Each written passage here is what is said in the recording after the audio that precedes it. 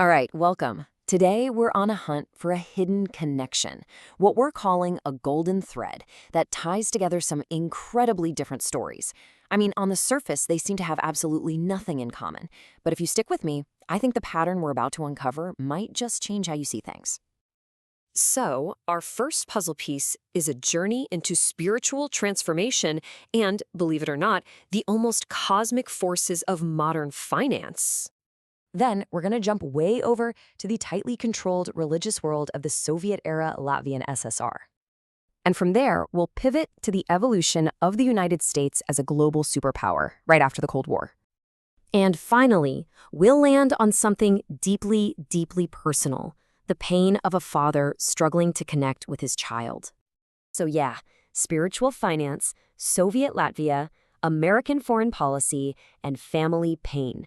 It sounds completely random, doesn't it? What single idea could possibly link all of them? Well, that's the mystery we're going to solve together. So how on earth do we find the pattern in all this chaos? Well, we start by looking for that golden thread at the most personal level we can, the individual. And this really brings us to the core of personal change.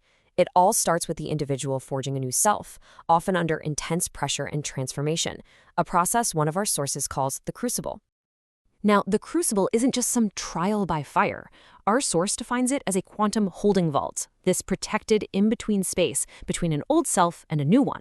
Think of it like a mausoleum, a place for temporary entombment when the chaos of life, the inclement weather, makes moving forward feel impossible. It's a necessary pause before you can be reborn. And this illustrates the process perfectly. One source details a really symbolic name change, from Parker to Wright. See, Parker literally means park keeper. Someone who just maintains what already exists, kind of stuck in the past. To get out of that crucible, you need a sacrifice, the death of that old identity. And only then can Mr. Wright, the builder, the creator, be born to build a new future. But what drives someone to do something so drastic? Well, a lot of the time, it's immense pain. This powerful quote from A Father's Plea shows the kind of psychological turmoil, these twisting, gaslighting words that can become that inclement weather, forcing a person into the crucible. It makes transformation not just a choice, but an absolute necessity for survival. Okay, so this pattern of crisis and transformation is powerful when we talk about one person. But what happens when we zoom out? Does that same dynamic apply to entire societies?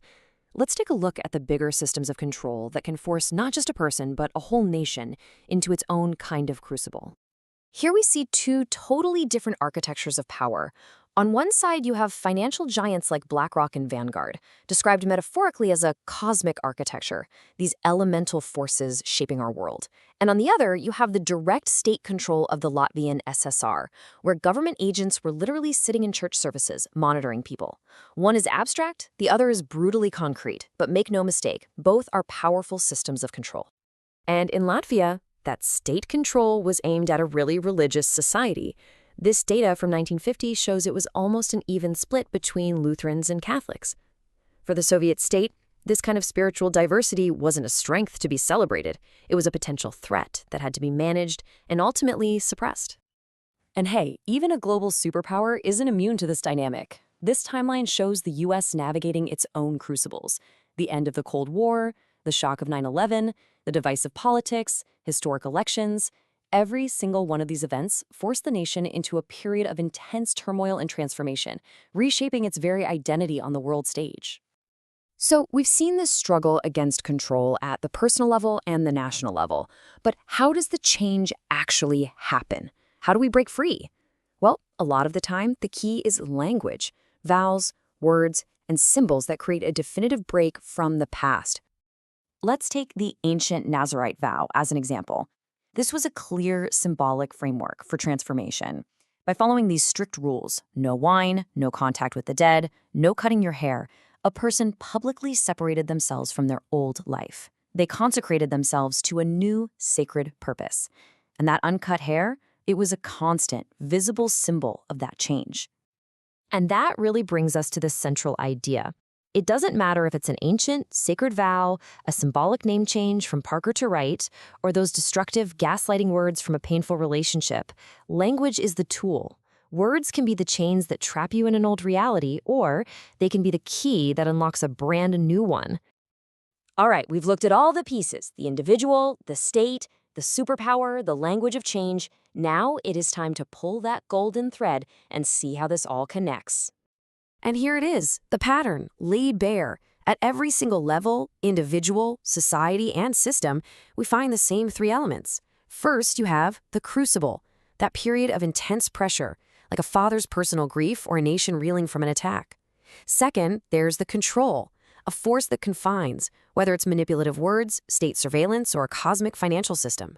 And finally, you get the change, a conscious break toward a new future, like taking a new name, making a sacred vow, or electing a new leader. So that golden thread we've been hunting for, it's this. The dynamic of transformation is universal. It doesn't matter if you're talking about one person's internal battle or the grand sweep of history. The core pattern is always the same, a profound struggle for freedom and a new identity against forces that want to control and define you. And that leaves us with a final question I want you to think about. Now that you can see this pattern, the crucible, the control, and the change, where do you see it playing out in the world today? In your own life, in your community, or on the global stage? The pattern is everywhere once you know how to look for it.